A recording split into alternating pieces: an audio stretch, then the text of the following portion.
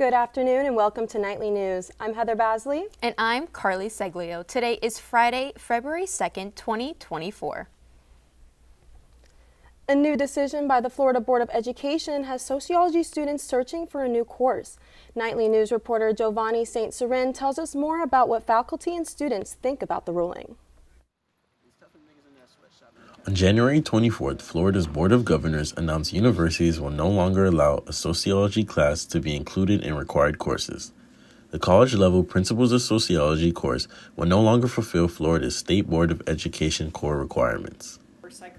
This removal sparks concern with former UCF sociology professor Elizabeth Grauholds, as she says this decision can hinder the next generation's understanding of the world. And I think by taking that perspective away, students will fundamentally not understand their own role in the world to the extent that sociology allows them to do so. I think that's a big thing. The Board of Governors intend to replace Principles of Sociology with another class called Introductory Survey to 1877, which focuses on American history. Florida Commissioner of Education Manny Diaz says sociology no longer serves its intended purpose as a general knowledge course for students. UCF student and president of Black Undergraduate Kinesiology Association, Makai Simmons, says sociology provides a space for students to learn about the campus's diversity. I feel like sociology as a concept should be kept in every type of curriculum and part of anybody's course. I feel like sociology is a very, important thing that everybody should have background on. The Florida's Board of Education ruling also prohibited public state colleges from using state and federal funds for diverse, equity, and inclusion programs, also known as DEI. The American Sociological Association stated Florida's failure to prioritize the scientific study will only slow down workforce readiness. In Orlando, Giovanni St. Seren, UCF Nightly News. The Florida Board of Governors are set to meet again on February 21st, 2024. The Office for Student Success and Well-Being announced changes to the UCF advising model in an email to students last week. According to the statement, university leadership is investing $3.5 million to help with the demand for advising appointments and expand advising staff. Senior film major Caitlin Rogel struggled with different opinions across advising offices. Yeah, so I was missing a lot of film classes and mostly about my minor, creative writing. I was missing 5 classes, so I was told I was on track to graduate in the spring, and that definitely wasn't the case. Now that Rogel is on track to graduate this fall, she hopes this new advising model will help her with her final preparations. Students can expect to see the new advising model changes starting this month. As winter sets in for the rest of the country, students are battling seasonal depression amid Florida's recent erratic weather patterns. Nightly News reporter Sarah Castillo tells us about Florida's version of seasonal depression and what UCF resources students can reach out to for help. As the cooler season advances, UCF students are not just facing academic challenges, but also the invisible battle against seasonal depression intensified by Florida's unpredictable weather. UCF students like emerging arts major Willow Meyer are feeling the impacts. I'm really sensitive to temperature, so the changing temperatures definitely has an effect on how I'm feeling and how tired I get. Although a new year typically means new goals, students are facing the challenges of a new semester and unpredictable weather changes, navigating seasonal depression this winter that impacts their mental health. UCF CAP's mental health counselor, Katie Bradbury, says some symptoms to keep an eye out for include weight loss, loss of interest, low energy, and mood changes. According to a study from Appalachian State University, nearly 25% of all college students across the U.S. suffer from seasonal affective disorder, better known as seasonal depression. According to Bradbury, the abrupt shifts in weather are contributors to what's been termed Florida's own version of seasonal depression. I think it's very jarring. It's sort of like a roller coaster of it's a shock. It can be a shock to the system and our bodies. For students here at UCF, CAPS provides on-campus resources, including therapy assistance online, offering support for coping with symptoms of seasonal depression. These are free to all UCF students by registering using your Knight's email. In Orlando, Sarah Castillo, UCF Nightly News. For more information, you can head to the UCF CAPS website for more details on mental health resources provided on campus. UCF's police department is starting a new Explorers program for high school and college students this coming February. According to the UCF PD's Explorers, will gain experience in crime scene investigations, DUI training, crisis interventions, and more. Sergeant Frank Imparato is in charge of the UCF PD's Criminal Investigation Division and will oversee the Explorers program. Imparato says there will be at least 10 explorers that will train with the law enforcement officers every Wednesday from 6 p.m. to 8 p.m. This is a great opportunity for young people, like I said, who have an interest in law enforcement. It gives them the opportunity to see exactly what police officers do day in and day out. It gives them real life, real world experience in police work. Imparato says UCF PD believes in transparency and they want to give people the chance to see exactly what law enforcement is and how they do it here at UCF. A UCF professor is using music she knows all too well to teach students about writing rhetoric. Nightly News senior reporter Amy Diaz gives us an inside look on students who are living their wildest dreams while learning about the career of Taylor Swift. Is it crazier? It is! Students in the Rhetoric and Pop Culture course burn red every Tuesday and Thursday when they get together to analyze one of the biggest pop stars in the world and her connection with rhetoric. The course, being offered exclusively this semester, reviews different aspects of her career, from her lyrics, music videos, performances, to the Easter eggs she uses to communicate with her fans. Professor Emily Prue says teaching writing concepts using a popular artist like Swift helps build a connection between students and the material. Often when we talk about rhetoric, we talk about Greco-Roman and Aristotle, and it just feels so detached to students. So they get to see these things like kairos and logos happening in the real world, in things that they're interested in. While the course connects rhetoric concepts to Taylor Swift, the class isn't just for Swifties. UCF art major Bella Anderson says there's still plenty to learn from her career, even if you aren't a fan. Even if you're not a big Taylor Swift fan, you are learning core principles of rhetoric, or even in just writing, academic writing in general. It's a very educational class, and I definitely have learned so much. This week, the class read an analysis of Swift's 2017 album Reputation and discussed different theories about the messaging in the album. While nothing has been confirmed, Prue hopes to offer the class in future semesters if students are ready for it. In Orange County, Amy Diaz, Nightly News. Wow, Carly, I'm really excited for this class. How about you? Me too. Heather, are you in your red era? I think I am. Are you in your 1989 era? Why, could you tell? Oh. Weather anchor Cassie Wilkins joins us now at the desk to discuss today's weather forecast. Cassie, what can we expect today's weather to be like? I mean, if you're a native Floridian, you might want to keep it on, but as for the rest of y'all, that's up to you, because we're currently sitting at a comfy 64 degrees with a humidity of 66%.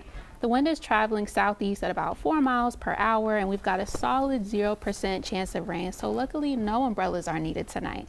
So enjoy your afternoon and stay tuned for more updates from me later in the show. Coming up, we update you about a pedestrian safety project that began in October. Plus, how new vending machines are able to provide students with hot meals. We'll be right back.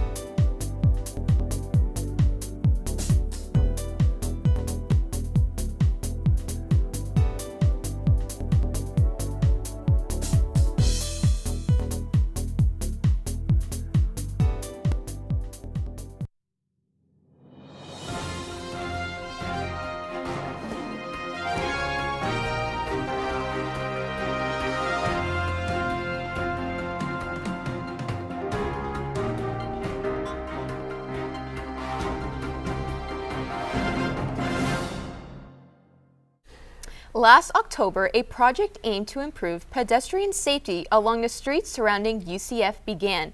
We reported on this here in Nightly News, and now we are bringing you new updates on how this project has developed 3 months later. Reporter Isabella Benjumea explains how pedestrians can already begin to see changes on AlNaamani Trail and University Boulevard. The $13 million project looking to make streets around UCF safer for pedestrians is already 15% completed. Students can already walk along the enlarged sidewalks in AlNaamani Trail and will soon see improved scale lighting and mid-block crossings. Orange County Senior Engineer Kathy Evangelo talks about what has been completed for the project. We're at about 15% complete at this time, and that includes the sidewalk along AlNaamani Trail is almost all finished. We've also completed most of a gravity wall and the anchors for the upcoming pedestrian channelization. Orange County Public Works says that a series of fatal accidents in the past caused the need for this project. But even just this year, the Florida Department of Highway Safety accounts a total of 30 pedestrian crashes in the county. According to UCF PD crime log, there has been a trend in traffic arrests since the beginning of the year. From December to now, there have been approximately 26 traffic arrests and 3 DUIs, and most of them right here in AlNaamani Trail and University Boulevard. Students' concerns about their safety have increased, and they're looking forward to this new project. Business management sophomore Ivan Tidnan says he doesn't recommend walking alone at night through AlNaamani Trail.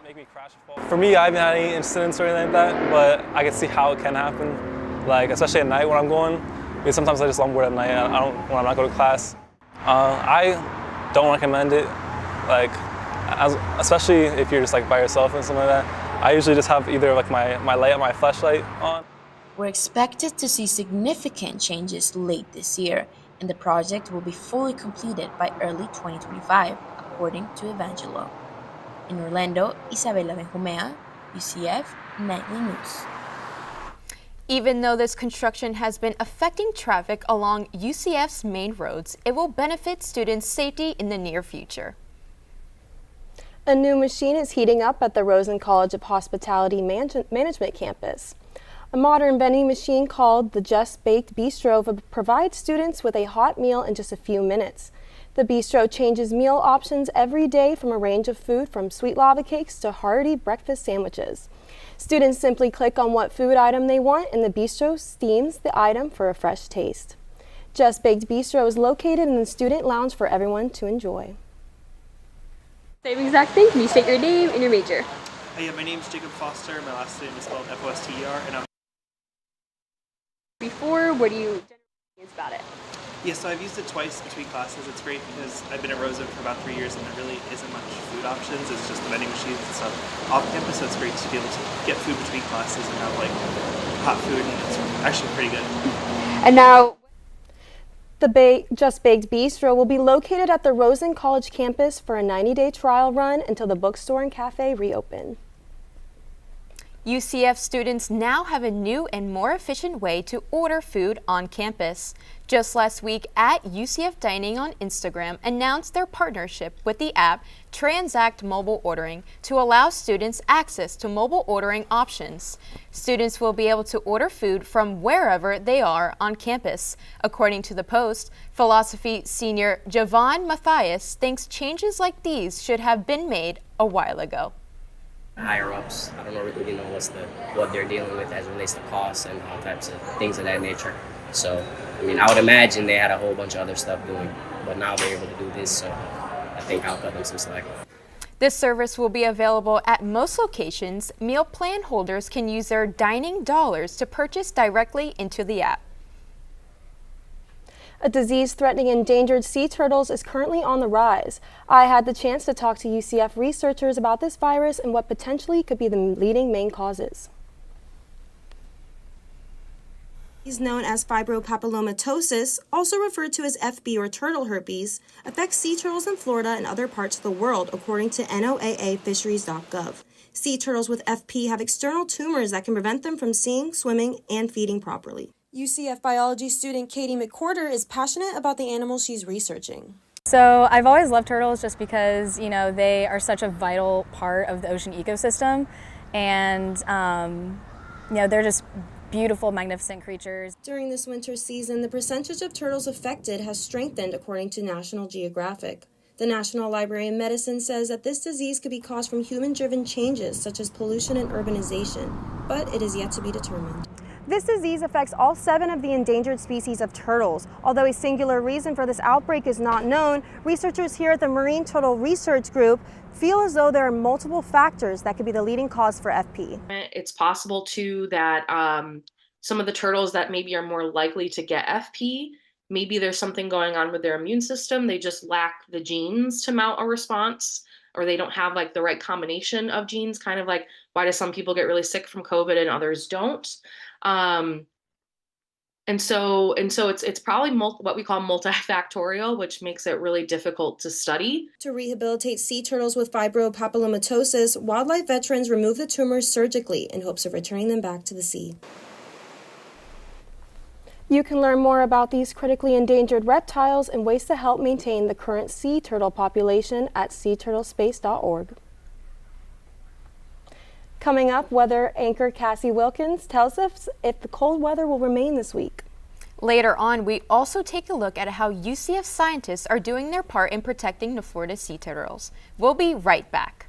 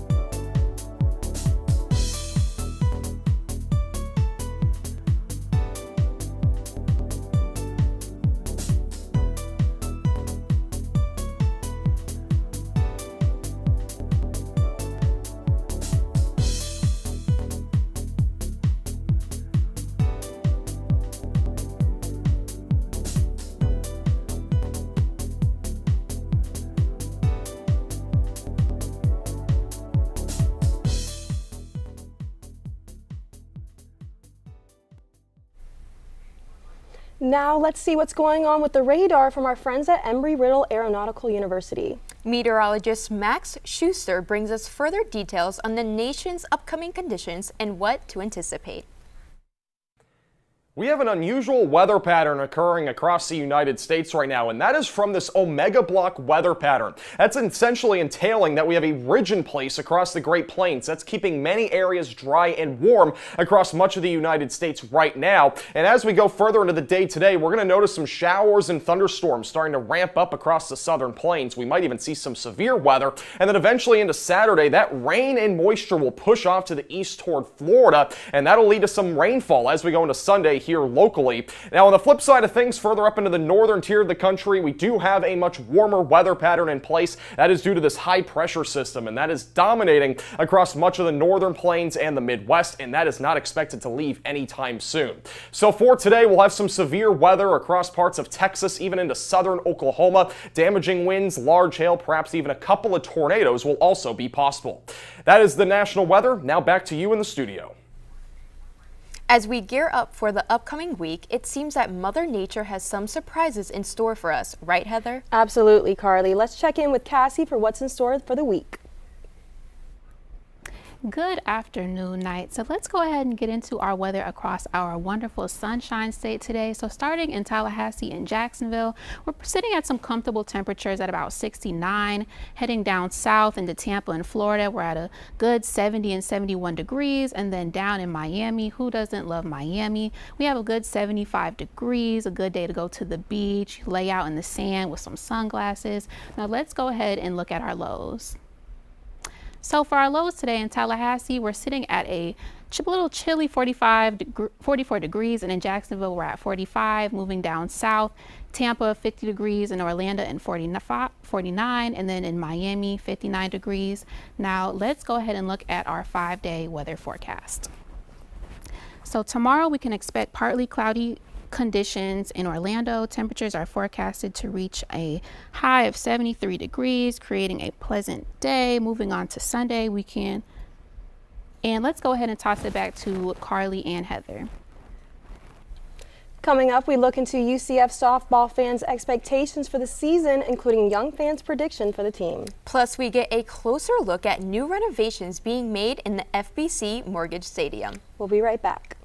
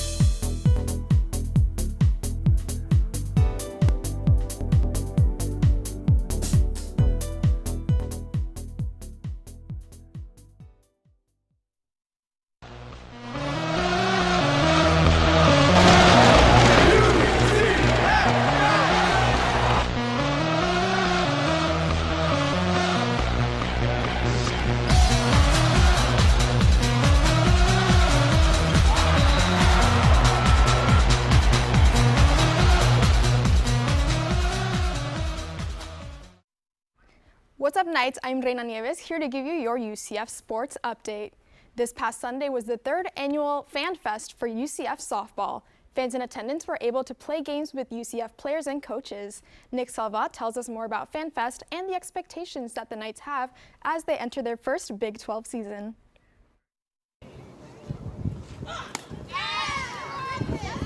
Following a 2023 Fan Fest that was moved indoors due to weather, over 300 fans gathered in support of the Knights. Fans were able to interact with players on the team. This Knight fan tells us what her favorite activity of Fan Fest was. The batting part again, because I really like to bat. After 3 straight NCAA tournament appearances and 2 conference championships, the UCF softball team enters its first season in the Big 12 with big expectations, as it was ranked 5th in the conference's coaches poll. UCF softball starts the season on February 8th at 4:30 p.m. against Howard University here at the UCF softball complex. Games are selling out by the minute. There are no longer any available season ticket packages, as well as no tickets for the Oklahoma series, according to the UCF marketing department. Led by their 11 seniors and coach Cindy Ball Malone, the Knights are expected to face over 10 ranked teams this season. These ranked opponents include the number 1 ranked Oklahoma Sooners and the number 5 ranked Texas Longhorns. Both of those 3-game series will take place in Orlando. With the Knights' success in the past and the difficult schedule ahead of them, fans of all ages have expectations for the Knights. I think they're going to make the right choices. They're going to win a national championship. In Orlando, Nick Salvat, UCF Knightly News. Knights fans and UCF students are encouraged to get their tickets and come out to support the Knights. UCF fans have made their voices heard on a new stadium renovation with a new survey. These renovations at the FBC Mortgage Stadium are part of a larger project for UCF athletics, according to a release. Orange County Commissioners approved $90 million to expand the Roth Tower at FBC Stadium. The survey asked questions ranging from ticket prices and seating concepts to assist the athletics department in its plans for the Roth Tower. The department said that the information learned from the survey will allow them to analyze market conditions and make data-driven decisions. And that's all I've got for you guys. Back to you, Heather and Carly. Thanks, Reina. That's all our time for right now. Thanks for joining us. You can always keep up with us during the week on nicholsonstudiomedia.com. And if you got a story idea, send it to nightlynewsucf@gmail.com. Thanks for watching and have a great day.